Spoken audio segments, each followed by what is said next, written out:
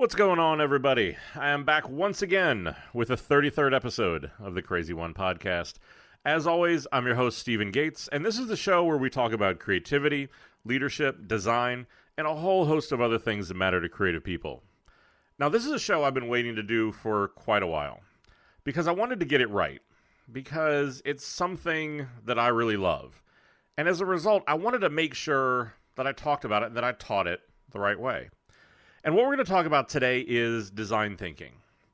Now, design thinking is something that has been getting a ton of play lately. For the first time in a really long time, tons of people are talking about it. Everybody's interested. Everybody wants to find out about it, understand what it is, or talk about it, kind of like they even understand what it means. But it's interesting. As somebody who's been using it for quite a while, you find out that design thinking lately has sort of become this generic term like Kleenex or Xerox or something, where people just simply slap that term on their process of solving a problem, whether they actually understand it or not. It's understandable for me, I guess, because design thinking can be complicated to understand. If you go to the Wikipedia page about design thinking, it's about 6 miles long. And I'll be honest, that page confuses the hell out of me, and I understand what it is, and I've been doing it for probably at this point almost 20 years. So what hope does the average person have but to probably misuse the term, try to sound cool, and slap it on something when they don't actually understand it? So this is going to be a crash course, so you can understand it, and more importantly, understand how to use it. I'm going to break this up into 3 episodes. This will obviously be the first of those 3, because I really just want to go through the 3 phases of design thinking. And normally, I'll be honest, this is something that I usually teach in, at a minimum, a 1-day crash course. Ideally, this is a 3 to 5 day class for me to really be able to dig in on this. The reality is, I don't think anybody wants to listen to a 3 or a 5 day long podcast, so we're going to abbreviate a bit. And the key to this thing is going to be that design thinking is a methodology. It's a way to solve problems. And the challenge for you, just to be quite honest, is going to be that you're going to have to try to take notes about this methodology, whether it's the show notes, whether it's your own notes. But then you're going to have to work to apply this to your problems. And you're probably going to have to do that a couple times to really understand the nuances. That's honestly why this class is usually 3 or 5 days long, because in most cases I want to do a 1-day crash course. Just basically do what I'm doing here. Just in one big shock and awe moment, just expose you to what the hell is this whole thing. Then take the next 2 days and really go through it in depth. So this may actually be something you may need to come back multiple times. You may need to listen to it a couple times. The one thing I can tell you, though, is that take those notes, but to actually go out and to try to use it, that's going to be the best way to learn. I've taught this for years and years, and trust me, that's going to be the best way to learn it. And what I'm going to do is I'm going to try to, as we go along, to try to make this as interactive as possible, to try to have these moments. And honestly, it's probably going to be in the second and the third show mainly. But these places where I'm going to do some exercises. And I'm going to encourage you when we do this to stop the podcast, to do the exercise, and then we're going to come back and talk about, could you do it? How well did you do it? What were the things that went well? What were the common challenges? Then once we do that, then we can keep on moving from there. But so for today, with this first installment, we're going to tackle 2 things. The first is just a generic, big overview of just what the hell is design thinking, to actually understand so that people generally can just get a good foundation, get the right headset, get the right mindset, probably more than a headset. A headset would just be headphones, and that makes no damn sense. But maybe let's get the right mindset instead. And then from there, what we're going to do is we're going to talk about the first phase of design thinking, which is called inspiration. But we'll get to what all those phases are and all that stuff here in a second. But let's start with just the basics of just what is design thinking. Now, the funny part for me, who's somebody that's actually been paying attention to this for some amount of time, is that everybody seems to think that design thinking is new. Well, the reality is that design thinking was actually created in the 1960s, and that it was probably perfected and initially grew to fame through the company IDEO, really in the early 90s, like probably around 1991. So this has been around for quite a while, almost 60 years. So it's not actually anything that's that new. But why has it found fame, or why has it found interest again recently? And if you listen to the show for any amount of time, you hear me talk about that as creatives, we're really in this place right now where we have the chance and the opportunity with companies that we probably haven't had since the Industrial Revolution. Because companies want to be more innovative, but quite honestly, they don't know how to teach their people how to be more creative. They don't know how to get the good ideas out of them outside of just happenstance or when it sort of happens just almost by accident. So for us, for the creatives, this is a massive opportunity because it shifts us from just being seen as doers, the people who make pretty pictures, we write pretty words, we do things like that, but we're seen as more executors. And it shifts that perception because what it does is it exposes all the things that have been behind the scenes for us for so long, which is really the creative process. And it gives us the chance to teach and to lead that process inside of these companies. And anytime you can guide something that powerful, well, that's incredibly impactful. It shifts perceptions, it shifts budgets, it shifts team sizes, it shifts a whole host of other things. But that's really the opportunity here. And that's why I think so many people and so many companies have been running back to rediscover design thinking because there's this need. But how do you teach people to be creative? And the one thing I'll say is that I've been using design thinking for over 20 years, and I am a IDEO-certified design thinking trainer. Sounds cool. The hell does it actually mean? So what that actually means is that over the course of my career, I've actually partnered with IDEO. And I've actually gone through, whenever I do these 3-day, these 5-day classes, I've actually done it with instructors from IDEO who teach design thinking for them. So I've watched them teach, I've taught alongside them, and then I've run my own classes with them watching them and giving me notes. So that's why it's actually certified, because I've actually gone through the training with them to make sure that I'm teaching it the right way. Now, design thinking is a method. We've said that before, right? So what does that mean? It's just a way to be able to help expose creativity, to give it form, to give it steps, to give it a way that all of a sudden everybody can be a part of this process. And that's an incredibly important point. Because one of the big things, if you want to bring about change, one of the big things if you want to affect your company or really anything else, is that design can't be a means unto itself. It can't be its own little precious protected world because we have clients, we have tech groups, we have all these other things that surround the design team. Now, if you want to affect change, what you need to do is then you need to be the Sherpas of creativity. You need to bring those people in. And there's incredible power in that.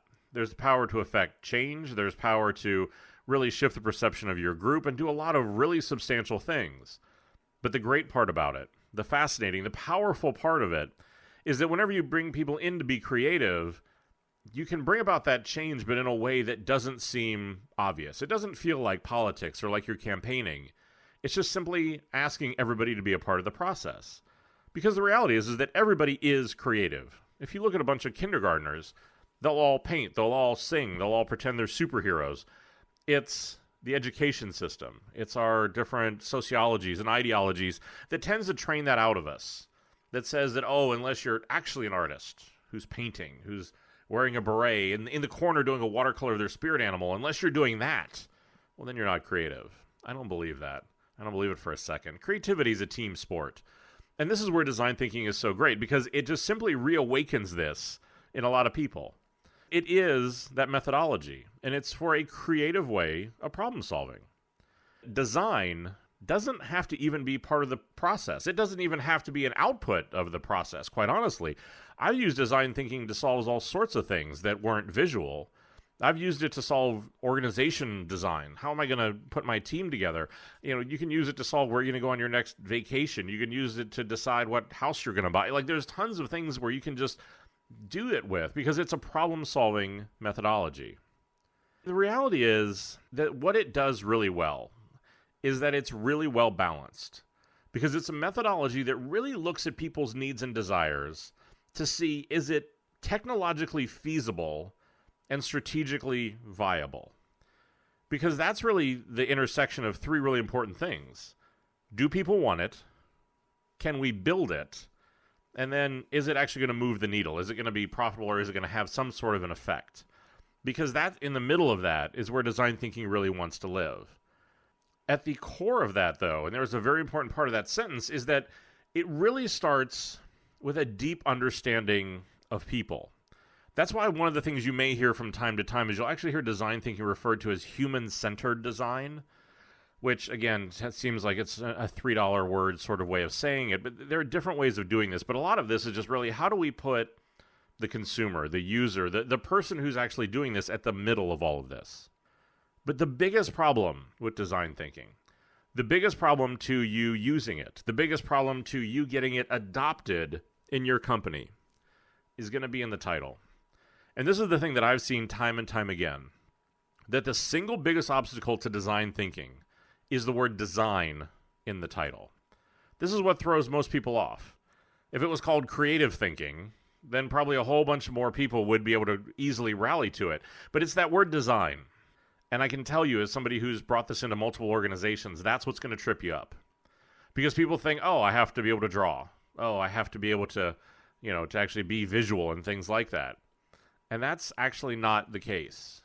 So just understand that going in, that's going to be your biggest barrier, honestly, is that once you can get people to give it a chance, once you can get them involved with it, they'll love it. But it's getting them over the design part of design thinking that's going to be a big challenge.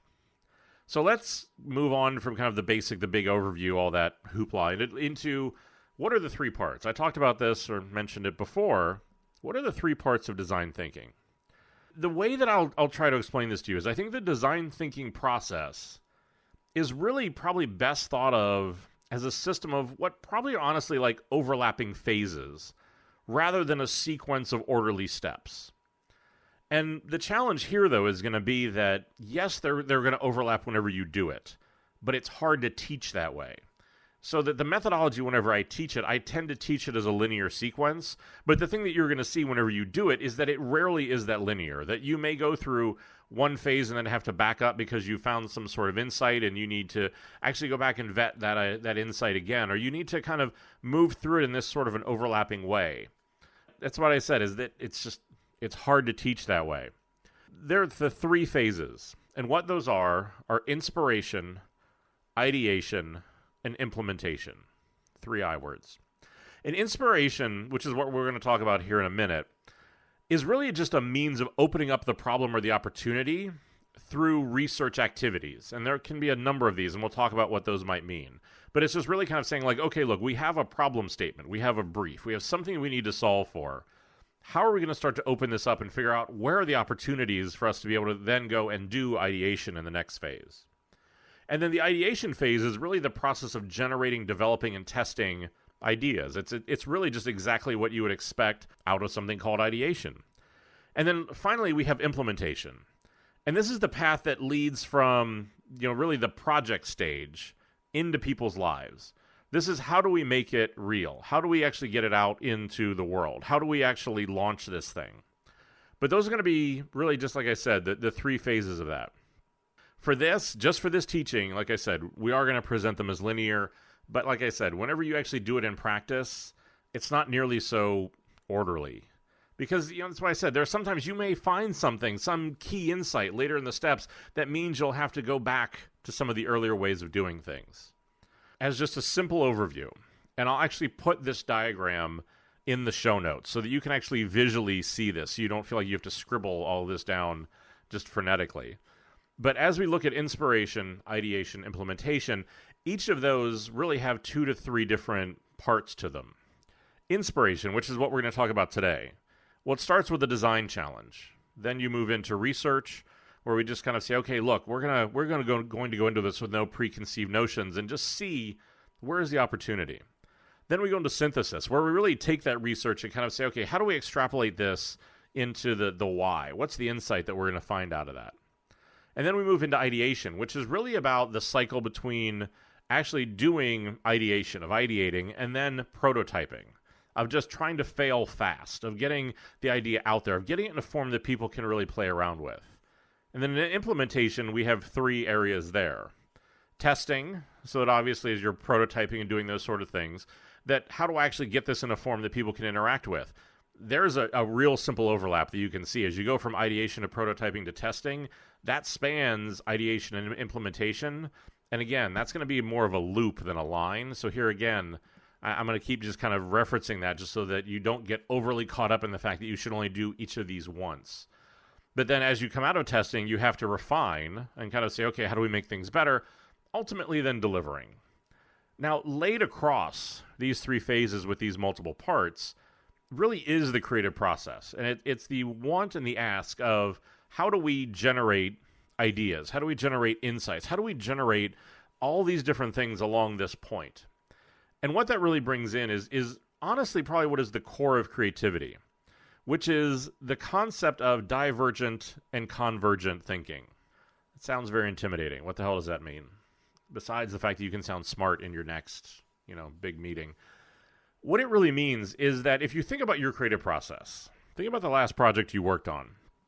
What you often will do is whenever you actually are in an ideation phase, you diverge. Diverge means going out, going big. You go out and you think up a lot of different ideas, a lot of different possibilities. What are all the different ways we could potentially solve a problem? Well, then you end up with a table full of Post-it notes, a notebook full of sketches, something, right? But then what you have to do is you go, wow, that's a lot of stuff. And not all of this is going to actually work. So how do I whittle down? How do I converge? How do I come back together to just focus on the best? How do I focus on the strongest? How do I weed out the weak parts of this? And the thing that I'll tell you is that, the best teams that I've ever worked with are brutal in this process. If you look at the Googles, the Apples, the Facebooks, any kind of team that you feel like puts out a really good product, what I'm going to bet you is that there is a certain level of brutality in that process on their creative team. Because only the strongest ideas should rise, and the weakest need to go away. And that the harder you are with that, the more you try to pressure test it inside of your team, the more you can diverge and converge and be able to improve the quality of the ideas, the better the work is that goes out the door. Because I think that often is, in this part, is often where mediocrity comes in, is because teams will let bad ideas live on too long. Teams won't press to really try to say, look, this isn't good enough. We're starting too much with the obvious. We're not pushing beyond that into trying to do something that really is different. And you can see that because as I've taught design thinking all over the world, maybe it will say I have 10 teams in a room. 9 of them will come up with almost the exact same answer to whatever the problem is that we're posing to them. It tends to be obvious. It tends to be safe. And I get that in a lot of cases you could say, well, look, you're trying to teach them all of this in just a matter of a couple hours, so of course they're going to run to the obvious solution. I would probably argue that I think that the problem may be a touch bigger than that. Because I just think too often we accept the easy answer. Too often we accept the first answer without really pushing for different, for bigger, for greater. And I think that that's a key part of this, is as you do this process, divergent and convergent thinking, how do you end up being the one team that genuinely thinks up something different and not the other 9 that basically all arrive at the exact same place? It's tough. Because not long ago, I actually taught this class at Adobe Max. And I think there probably were about 10 teams there. I think 9 of them, 8 or 9 of them, we asked them to rethink basically a conference badge. How do you remember somebody's name? How do you remember the things that, really kind of make all these people that you meet memorable? Well, the funny part was, so out of these 10 teams, 9 of them did a wearable that had some sort of display that, it was all basically the same thing. And so you can actually see this in the presentations, whereby the 4th or 5th one, they're kind of going like, okay, yeah, we basically have what everybody else does. But then you have the teams that push harder, that start to come up with something, however fanciful it may be, that get very interesting. One design team stands out in particular for me, where the team actually went through and they said, okay, look, we're designing this experience for creatives. So whenever you're actually going to meet somebody and you're going to be a part of their conference badge or something like that, if we want a visual representation, why don't we actually customize the typeface that your badge is in to match your personality? So if I meet a woman, she's from Fort Worth in Texas. She runs a small design shop. Maybe I would have a more filigreed typeface, as opposed to somebody with a big personality from, say, New York City. Maybe that's a bold or a blackface in a sans serif. But it was something that was a very interesting idea, a very interesting opportunity to do something very, very different, much more interesting than just kind of like, oh, it's a wearable that has your name on it. But that was the thing, is it was that one team out of the 10 that stepped out to do something different, that you could see the differentiation, and everybody went, man, that's really cool. But that's going to be the hard part here, is when you go through this, how do you hold yourself to that standard? Because that's going to be the challenge. This is just a methodology. This is not a magic bullet. And you've heard me talk about this in the past. All that I can do, the best that I can do, is to teach you this method. The way you apply it, the standards that you use, the amount of effort that you put into it is what is going to determine if this is successful or not. This is a tool, no different than a pencil. And for all of our innovation, for all of our creativity, if you can't lead it, if you don't have somebody to communicate with it, it's not going to matter, because it is just a tool. So where are you going to go with it? How are you going to do something that's actually going to be better with it? So, with that, sermon over. Let's move on to the first part of this, which is inspiration. And the first phase around inspiration really is the first step in this process. And the first part of that is a design challenge. And that is literally what it sounds like. What is the problem that we have to solve? This could be your creative brief. This could be just wherever you're going to get the problem from. That's the point of initiation. This is the thing we have to rally around, understand, solve for. Now, I've talked about this in the past in other shows, and I think it's worth repeating here as well, that it's incredibly critical, though, that you make sure that you actually have a problem to be solved. Because this was a challenge that I've found in multiple companies. It's a challenge whenever I go out and teach, that I see time and time again, right from the very first step, teams screw themselves. Because what they do is they have clients who don't show up with a problem to be solved. They have a client who shows up with a solution to be vetted. This could come in many different forms. This could come in the form of an execution, where what they do is they come and they say, oh, we'd love to have a website. We'd love to have a Twitter feed. We'd love to have a podcast, be on Snapchat, do all sorts of these different things, but they're execution-led.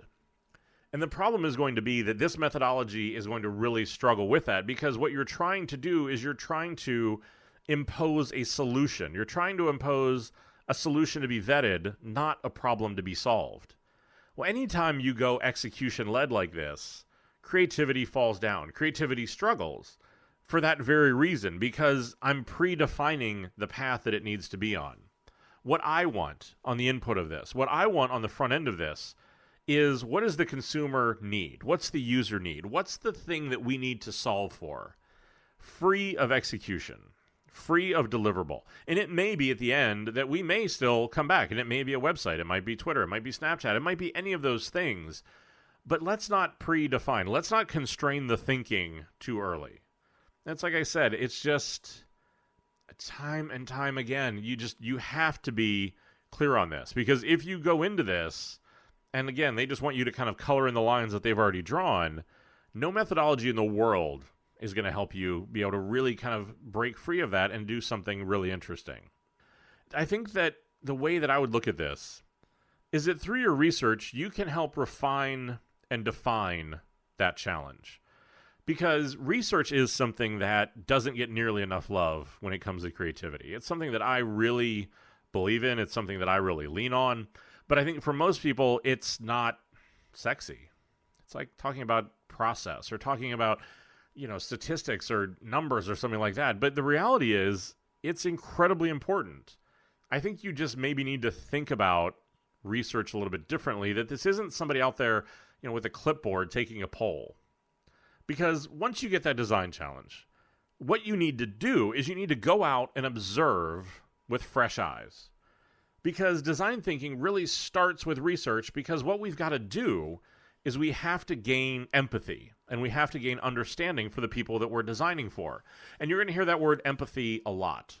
If you've ever read anything about design thinking, you've ever looked into this, that's probably the word that comes up the most, is empathy.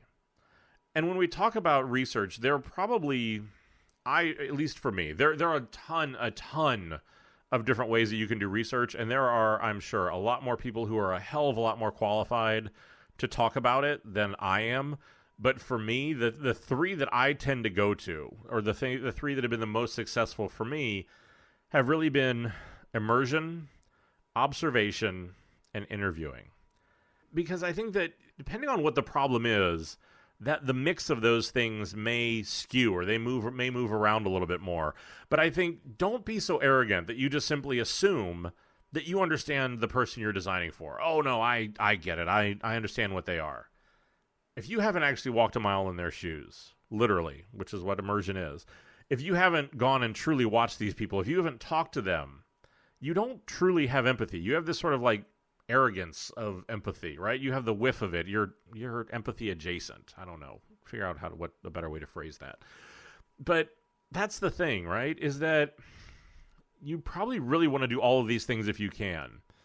But keep in mind that the objective is always to find a deeper understanding of the consumers, the users, the person's latent needs. What is it they really need? Because if you can find that need, you can find an opportunity. So let's talk about those three just a touch more: immersion, observation, and interviewing. Immersion is literally walking a mile in somebody else's shoes. If you're designing for a fast food company, go work at the drive-in. Whenever I worked at automotive clients, I've gone and built drivetrains. I've gone and test-driven cars. I've stalked people in gas stations. I've done all sorts of things basically because I want to really understand what is it like to be that person. Because there's no substitute for it. There's no just like, oh, no, I kind of sort of get it. You really need to commit. I've talked in the past, and people have called me crazy for that. But, whenever I worked at Starwood Hotels, I literally worked and lived for 364 days in a Westin hotel in Morristown, New Jersey. Why the hell would I live in a hotel for 364 days? Because for probably half of it was really the fact that I was just moving, so there was a literal need. But then past that, it was wanting to genuinely immerse myself into what does a hotel guest go through? Not somebody who's there for like 3 or 4 nights, but somebody who really is what was our most valuable consumer. The people who are staying with us 100, 200, 300, 400 nights a year. And yes, you actually can stay 400 nights a year. I know you just thought they're 365 days. Why did he say 400? Because if you actually book multiple rooms on your account, you can actually go over 365 days. And I know people who do this. But that's the thing. Like, what are those people going through? Because if they're that valuable and they're not just the person who stays with us twice a year for 3 nights, what's that experience like? How is it different? So for me, it was truly about immersion, of going and working at, and living in this hotel to get a deeper understanding about that. While I was there, I could then do the next thing, which was interviewing. And this was literally going out and talk to people. I would sit in the lobby. And what I would do is that I could talk to the guests who stayed there. I could see who are the faces that I recognized were coming there every week or every other week. I could talk to the staff behind the desk. I could talk to the housekeeping, crew. And I could do those different things because what I wanted to do was to understand what worked well from a brand standpoint, from a logistics standpoint, from just, a digital opportunity standpoint. What were the things that they thought, that was really easy? But then where were the places where, like, look, we have a need here. There's something that isn't working very well. And that was really the area I was like, okay, look, there's an opportunity there. But it was interviewing those people. Going back to the automotive clients, I've talked about this in the past. There are gas stations in Texas and in parts of New York I still cannot go to because I used to actually go and try to interview people who owned certain cars. I'm 6'4". I have a big voice, not a small guy. Some people, if you're really a car guy, is perfectly fine with me coming up and asking about your car. They love to talk about it. Other people, it scared the living crap out of them. But that was my thing, was I wanted to go out and I wanted genuine interviews. I didn't want them in a mirrored, room with a one-way mirror. Probably a two-way mirror would be better. But it's one of those things where it's just, I needed it to be more genuine. And then also, staying in the hotel, stalking people in gas stations, let me do the third thing, which was really observation. Because the challenge that you're going to find is that what people say and what they do rarely line up. If you think about usability testing, you're going to go design a new app. And you say, okay, we want you to do something. Can you see the button to book a hotel room, to buy a car, to do whatever it is? And they'll say, yes, absolutely. And then you watch them spend the next 2 to 3 minutes trying to find that button. Well, what they said and what they did don't line up. And so I think this is why just sometimes keeping your mouth shut and actually watching what they do can be far more impactful than actually what they say. And I think that especially for me, who's somebody who does design, who is very concerned with usability, findability, different aspects like that, the ability to just be quiet and to just watch can be very powerful. So whenever you're doing this, you're going out, you're immersing yourself, you're interviewing people, you're observing. So what should you be looking for? And let's think about the people that you talk to. Because in general, what I'll say is that these people are going to fall into really one of three camps.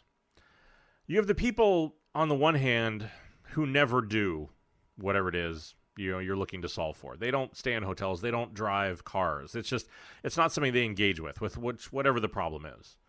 You have the people in the middle, who are probably 80% of the people, if we're being honest, who are the ones who do it regularly. They travel regularly enough. They drive pretty much every day. It's something that's a regular part of what they do. And then you have the 10% on the other end. These are the people who actually do it professionally. They travel for a living. They're race car drivers. They're whatever that thing is, but it's just literally they've taken it to that extreme. And what you're going to do is that you're going to be really tempted to just talk to the people in the middle, that 80%. But the problem with that's going to be, the thing that I've found is that I don't want that 80%. They're really predictable. Whenever I talked about staying in the hotel, I talked about wanting to understand the extreme case, the people who are there, the 100, 200, 300, 400 nights a year, right? Those are the people because they're not as predictable. Their needs are different. They sit on the extreme. And the reason why I do that, the reason why I think you should do that, and why you should talk to the edges is because that's where you're going to find the most interesting insights. Because when you look for those extreme users, you tend to find extreme usage behaviors. And that's where interesting things really start to come to light. Because if you're just talking to that 80% in the middle, they're much harder to mine out. They're much harder to find those opportunities. And I think that's where most people fall down. Is they say, oh, well, we're going to go talk to the average person. Well, if everybody else is talking to the average person, you're probably not going to find very many opportunities there. Talk to the people who never do it. And how do we get them to start doing it? Or talk to the people who literally do it professionally and are true masters of whatever that thing is. Because that's the part where you should really start to look for this. And I think that that's the part that makes it interesting, that makes it good. So, with that in mind, okay, you're going to go out and you're going to talk to the people that are on the edges. Here again, what should you look for? And for me, there's probably, I think I've figured out 4 things that are the hallmarks of whenever I see these, I try to really dial in. I try to really pay attention because I know that there's an opportunity there. So what the hell are those things? The first one is to look for places where the consumer, the person who's either never done it or the professional, has created a workaround or an adaptation. Here again, if I drive a car professionally, maybe I've modified the interior, maybe I've modified the gas pedal, the seat, something, because I do this all the time, and there's something that regularly annoys me, and I need to create a workaround or an adaptation for that. And again, this could be very obvious, this could be very subtle, but whenever that happens, and you see this in somebody that does it to the extreme, you know that there's an opportunity there. Because if they're finding it, well, then the average person probably has that problem too. It just probably takes them longer to come to realize that. So look for those sort of things. Look for the things that people care about. Because that's the thing, is especially when you're talking to people who hardly ever do it or do it professionally, it tends to be easier to spot these things. Because they'll go from just talking about it like it's an everyday occurrence to really becoming passionate. And they become passionate about what do they love, they become passionate about what do they really hate about something. But here again, that's an important opportunity because that could be an area of opportunity. Look for things that are missing. What are the things where you're looking at this and saying, hey, that would be easier, this would be better if such and such was there, if there's this step in the process, if there's this thing on the particular product. Because in those moments where something are missing, here again, that's an opportunity. And then the last thing that I've learned to do is just to take serious mental note of anything that I find surprising, that I didn't expect. Because coming into this, I have that arrogance. I've stayed in hotels. I've driven cars. I tend to have some sort of research, some sort of empathy. I've done something. So I'm not just coming into a project cold. I have some expectation or some point of reference to what this thing is. So if there's something along this that is surprising, And whether it's in behavior, whether it's in any of these sort of things, really take note of that. Really look at that. And I think that really is going to kind of get you through this part of like the research process. And like I said, there's a lot of different ways to do that. This for me is just sort of like the crash course version of this, of looking at, these sort of things. And again, you can go out and there are people who are a lot smarter than me at this part of it to be able to really kind of dig in on that research part. But from there, let's go on to the third part of this inspiration phase, which is synthesis. And now synthesis is how do we make meaning from our observations? It's moving from observation to insight. And this can sometimes be hard to keep apart because what you're going to do, your natural tendency whenever you're actually doing your research is to want to start doing this synthesis, to try to make meaning out of it. And you're going to have to force yourself and force other people to just simply stay in the observation, in the immersion, in the interview, to gather that information without judgment and without synthesis, which can be very difficult. But what you don't want to do is you don't want to start leading the witness. You don't want to start maybe missing opportunities, covering things up, glazing over things because you're already moving on to synthesizing. And that's really the part of it, right? So how do we clarify that a little bit more? Observations, research, are the what. They're just the facts. Insights, synthesis, are the why. It's the interpretation of the facts.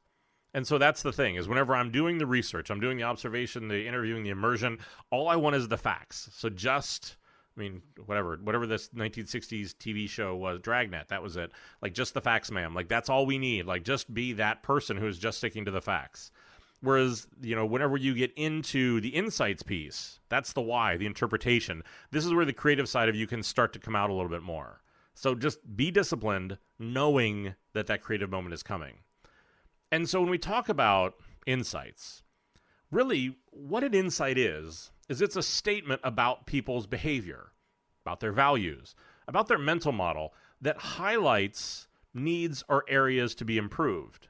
Because that's really what we've been looking for. That's what we said we were trying to get towards, was how do we get to this place of understanding this?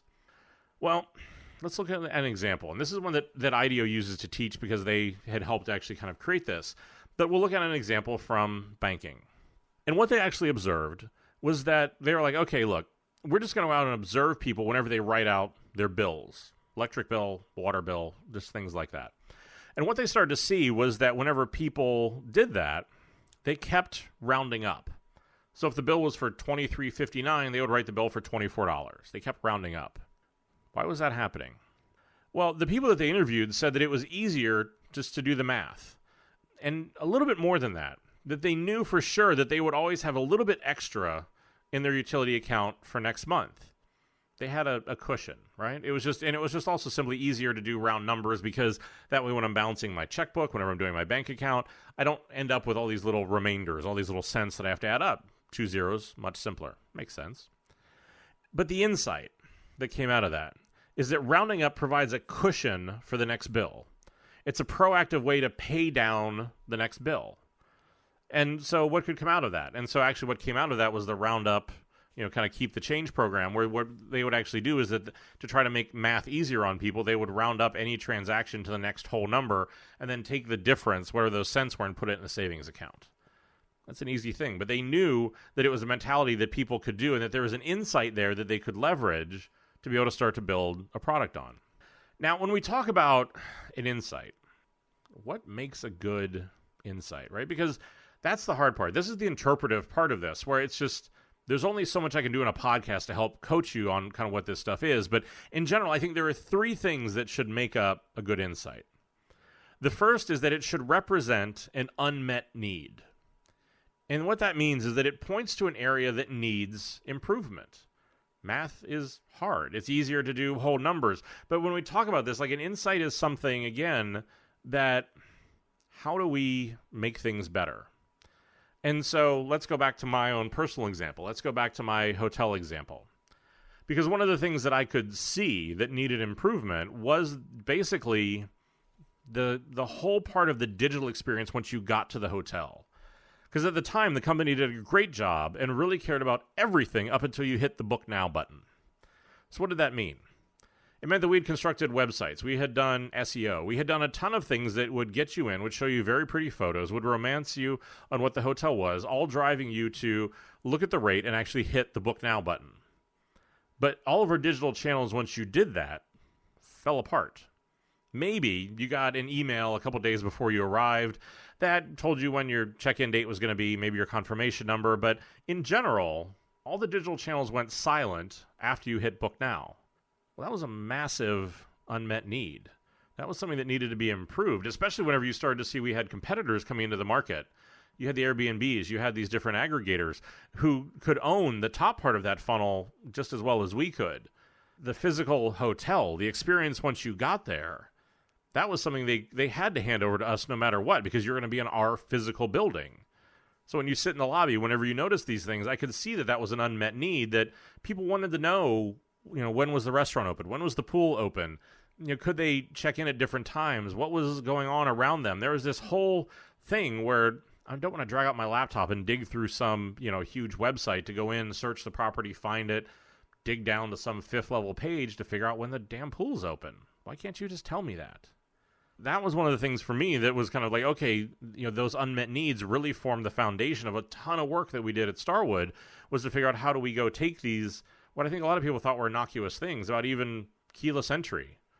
Everybody had those plastic cards for 40 years. Why the hell, do you need those things? Well, because the two most popular things that people come to the desk for is they forgot their room number or something was wrong with their key. They lost it. They put an extra credit card. It got demagnetized. There was an unmet need there. And so there's a pain point. The next thing, as we talk about these 3 things, is that a good insight should reveal an aha. That once you say it out loud, once you say it to a group of people, it should clarify and simplify your research. There is that, that's why people do that. That's why this is going on. That's why we see people having this behavior. There is an aha that uncovers what you saw in the research. And finally, here again, an insight is going to be a challenge. The same way whenever you did the research, the challenge was not to start doing the synthesis too soon. Whenever you're actually doing the insights, the problem is that you don't want an insight to be a solution. Because what I want it to do is I want it to inspire an idea, but it doesn't point to a single idea. Here again, let's go back to the hotel example. Because the insight was that we really could be doing a much better job in digital channels once you actually got to the hotel. It wasn't saying we could be doing a much better job with email, with websites, with this particular moment. It just said, look, there is a broad opportunity there that we need to be able to go out and get after. How do you say this in a different way? I think that it should be that your insight needs to be an authentic, non-obvious, meaning this isn't the first thing that you think of, thing that is really revealing of how people think or feel. And the non-obvious part is what is key there. Because what I said is whenever I teach this, 9 out of 10 teams come to the same solution. They went with a non-obvious, they went with an obvious, actually, insight. It's a problem. Because if what you're doing is just simply taking the obvious thing, taking the thing that anybody could see, in 4 months, 6 months, 9 months, a year, whenever you bring your product to market, either you're going to bring the exact same solution that your competitor is, or somebody else is going to beat you to that problem. Because here again, it's obvious. But an insight also shouldn't be 3 things. 3s are a nice round number. An insight shouldn't be a slogan. This isn't marketing. It shouldn't be something that everybody goes, oh, that's, there's a slogan, there's a tagline, something that we can all kind of rally around. It shouldn't be a mission statement. And it, like I said before, it should not be a solution. Because slogans are marketing, mission statements are for driving your business, and a solution is left to the actual ideation phase. So there are times whenever I will see this process somewhat get polluted by people who actually go through and try to craft these things. Just keep focused on that. So that's the first part of it. That's the first part of design thinking. You hopefully are sitting there going, wow, that doesn't seem like it's that complicated, and I probably feel like I know a lot more about it than I thought I would. But it's the first piece of this, is this inspiration phase. Is like we went through and said, make sure that you have a clear design challenge, that you have a problem to be solved, not a solution to be vetted. That you take the time to do research. Take the time. I know it's not sexy. I know creating is so much more fun, especially for creative people. I get it. But the reality is that if I don't have good research, if I haven't gone out, if I haven't done my immersions, if I haven't done my interviewing, if I haven't done my observations to find the things that I can then take into synthesis to form my insights against, the work that I'm going to do is going to be weak. It's going to be bad. It's not going to be differentiated. People aren't going to care whatever you launch it. And isn't that ultimately why we're doing this?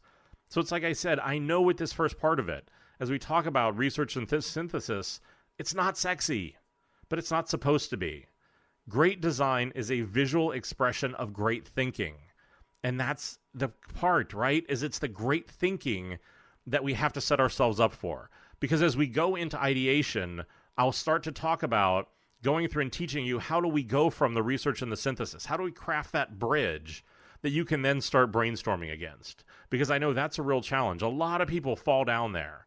We have tons and tons of research. We've synthesized insights out of it. We have not a clue then how to start brainstorming against it. So we're going to talk about that in the next episode. We're going to talk about how do you do ideation? How do you run a brainstorm? How do you actually press to make sure the work is really good? Well, then beyond that, then how do I start prototyping that work? How do I test it? How do I fail fast? Because that's an incredibly key part of this. The days of creativity being this precious little thing are over.